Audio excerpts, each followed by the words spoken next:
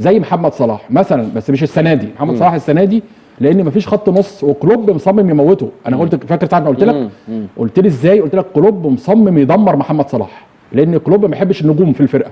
دي مشكلته لما كان في بروسيا دورتموند. محمد زيدان لو تفتكر تألق جدا، وجه هو كلوب ما كملش مع محمد زيدان، او الطلب اللي هو ممكن يتغير، ما يجددش العقد.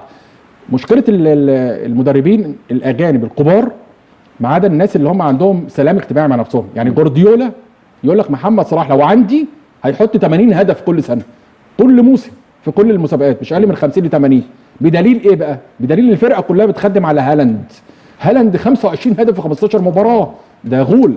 انا كلمته وكان حصل كلام مع جريده انجليزيه، واعتقد اللي هي ميرور، وكان الكلام اللي انا عملت حاجه كده لقطه وقلت ايقاف التنين، مطلوب ايقاف التنين، وونتد. فالناس كلموني، انا بقول انا التنين، انا بقول ناقص يطلع نار من بقه. يعني هالاند اللي بيعمله ده خرافه، ده مش في الكوره. ده الراجل كده برجله شمال وطوله عامل ازاي. اللي انا بقى عايز اقوله لحضرتك كمان، عشان برضو قبل ما اخرج من النقطه المهمه دي، ان رئيس او جمهور ليفربول وكل الكبار، بارنيز مثلا، جون ألدريدج، الناس الكبار قوي في الليفر ريدز ليفربول، قالوا ازاي كلوب كان مدرب لهالاند لما كان ناشئ في بروسيا دورتموند وما جابوش ليفربول. يعني الناس دلوقتي بدأت تفهم ان كلوب ضد النجوم. يعني انت عندك هالاند السيتي واخده ب 45 مليون بس، وانت جايب كمين، لا مش لعيب كوره، اسمه نونيز، جايبه ب 85، وبالفلوس وبالحوافز هيبقى 100 مليون. بيبقى نونيز رجليه الاثنين شمال، ما بيعرفش يقف الكوره وبيجري غلط. يعني لعيب انا مش عارف جايبينه ازاي. ده لعيب يستاهل قد هالاند مرتين.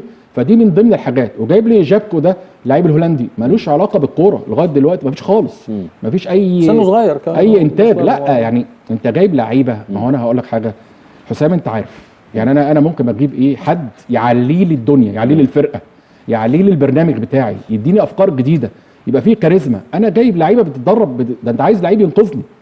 يعني في لعيبه على سبيل المثال تطلع الفرقه وتخليك اللي انت ترجع للمربع الذهبي وتنافس، لان صلاح لوحده مش هيلعب. هو هيلعب، ما هو بقى صلاح كده من السنه اللي فاتت واللي قبليها، وانت هتوافقني. فاضل له يلبس حارس مرمى، كان بيلعب كل المراكز تقريبا. أيوة. يعني يلعب شمال، يلعبه شمال، يلعبه راس حربه رقم 9، يلعبه مركز 9، يلعبه 7 على الطرف، يلعب 11، يلعب نص، يرجع يدافع. يعني فاضل له اللي هو يبقى حارس مرمى. فهو مش هيبقى وان مان شو. ده مش ضد المنطق، صحيح غلط. فانت عندك مشكله في خط النص.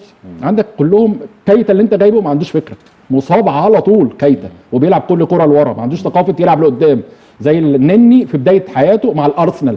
كل كره بالعرض، لما انتقده بايده ورجع كان كل كره بالعرض وكل كره للخلف.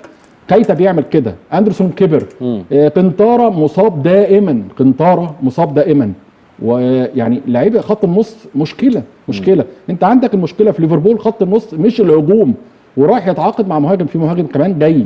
يعني انا بقول لك الدليل اللي عايز. وبعدين رحب اول امبارح كلوب قال تصريح غريب جدا، فبيقول له اصل محمد صلاح وباريس سان جيرمان وبرشلونه وبتاع، انا برحب، عايز يمشي. بيبيع اي حد. هو نفسه يورجن كلوب اظن انه لازم يعني يمشي. هو نفسه أنا مش مستغرب. هو ليه فتره، انت عارف يعني، هو عامل حسابه 5 6 7 سنين وليه تجربه، وبعد كده بيغير. وهو اعتقد انه كان من سنتين قال انا يعني في خلال سنتين هكون هو مش بمزاجه، هو لازم يمشي، لان هو خلاص هو فقد القدره على التفكير. انت عندك مشكلتك في خط النص، تروح تجيب 4. طب وفين لويس دياز اللي انت جايبه ب 70 مليون استرليني، متعور من ساعتها، مصاب تمام. والجوتا برضه مصاب. يعني هو صلاح اللي بيلعب، وفيرمينيو مصاب، فان دايك مصاب. هو في ايه مشكله؟ يعني انت عندك مستشفى زي كان النادي الاهلي في فتره من الفترات. ليفربول صحواته لفترات متباعده. يعني كل 20 سنه 25 سنه يبدا يفوق كام سنه، صح، ويختفي بعد كده. برضه نفس الحكايه الارسنال، برضه نفس القصه برضه. يعني ممتع. أنا يعني الارسنال بس فتراته قصيره، 8 9 سنين 10 سنين ويفوق تاني وهكذا. يعني صح. فهتلاقي كده. بس على فكره انا من مشجعين الارسنال. انا بحب الارسنال ايام ارسن فينجر، ولما كان بيلعب تيري هنري. أيوة. لو تفتكر. أيوة. ويانز ليمان الجون. وكانت فرقه جامده جدا، ممتعه. لكن بعد كده اذا حضرتك احنا كنا عايزين بس يعني نقفل الحته بتاعه منتخب كره اليد. توافقني او نختلف، اظن انه افضل لعبه جماعيه موجوده في مصر افضل فريق جماعي او تمام. منتخب لعبه جماعيه موجود في مصر هو منتخب كره اليد. طبعا انا متفق معاك 100%. افضل منظومه اداريه بتدير لعبه جماعيه هو اتحاد كره اليد. انا متفق يعني مع ايا كان بقى الاختلافات والحاجات، لكن انه ايا كان بقى سياساته، لكن انه يظل طيل هذه السنوات بيتصاعد ويحل ازماته ويفضل موجود في مرتبه عالميه زي كده، فلهم كل التقدير. انا متفق مع حضرتك. ما تنساش اللي عندنا حسن مصطفى على راس المنظومه العالميه كلها، فبالتالي انت محتاج اللي انت تطمع. هروح لصلاح حبيبك، وعشان بقى نخش على حالنا يعني كويس ان احنا برضو الحاجات الحلوه دي بتبقى كويسه. يلا بينا. صلاح وباريس سان جيرمان والتفسيرات اللي عماله تتفسر من ساعه قعدته مع ناصر الخليفي وفطروا ولا اتعشوا مع بعض واتغدوا بعض، قال لك ده هو رايح، الثاني قال لك لا ده احنا اصدقاء قاعدين، وبعدين زي ما حضرتك قلت كده لما اتسال كلوب قال لهم عايز يروح يعني انا مش همسك فيه. وفي حاله كده بتحصل في حين انه اساسا في كلام على الاستثمار القطري في باريس سان جيرمان ربما ينتهي هذا الموسم ويدخل بدلا منه اما استثمار عربي اخر زي الاستثمار السعودي او ان تنتهي التجربه الخليجيه في الدوري الفرنسي وتنتقل الاستثمارات الى الدوري الانجليزي، خاصه مع كلام على بيع ليفربول. هل في حاجه متعلقه بصلاح في البقاء في ليفربول ووجود اموال عربيه او الانتقال الى المال العربي في باريس سان جيرمان؟ هو طبعا السؤال ده جميل قوي يعني بصراحه. عارف في الجون انت حبيبي. لا ده السؤال ده ملعوب قوي حبيبي. احنا نلعب خماسي بعد كده، احنا مالناش دعوه بالحلقه ونلعب خماسي. اللي انا عايز اقوله لحضرتك ان كلام مؤكد ان ناصر الخليفي ابدى يعني رغبته واستعداده اللي هو يشتري نادي ليفربول ويستغنى عن حصته اللي هي انت عارف القصه. هنتكلم بقى ناحيه اقتصاديه شويه. لما بتحصل على نسبة أسهم 51% فبالتالي ليك حق الإدارة والملكية عشان الناس تاخد المعلومة دي. 49% لا.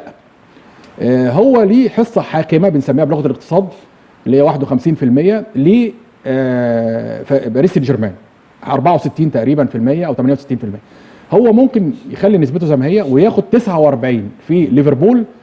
هتقول لي طب ازاي؟ هقول لك معاه مستثمر سعودي هيشتري الجزء ال 51 وهو هياخد 49 وبالتالي هيكون ليه ايد في ليفربول وهيفضل مع باريس سان جيرمان زي ما حصل مع ملك تشيلسي. لو تفتكر كان في دينامو كييف وكان تشيلسي بتاعه، فقال لك لا ما ينفعش، فجاب مدير رياضي مختلف ورئيس ونسبه اسهم. هي طبعا مش عايز اقول لعبه لكن هو بالفلوس. بس اظن القواعد الحاكمه في الاتحاد الاوروبي يعني بتمنع انه فكره انه تبقى مالك لاكثر من نادي في زي ما بيبقى جوه الدوله. أيوة. وكمان في الاتحاد الاوروبي بالظبط كده. فهو ده بقى اللي بيحصل. هو ياخد نسبه قليله لكن مش هيبقى هو ليه حق الاداره والملكيه. يبقى رئيس النادي حد مدير تنفيذي وهو ليه اسهم مجرد اسهم، لكن هو بيتحكم في سوق الانتقالات واللعيبه وبتاع زي ما هو عايز. يعني هو لو جه اشترى وقال محمد صلاح يقعد هيقعد طبعا ويزود له الفلوس، هو حر. هو في نظره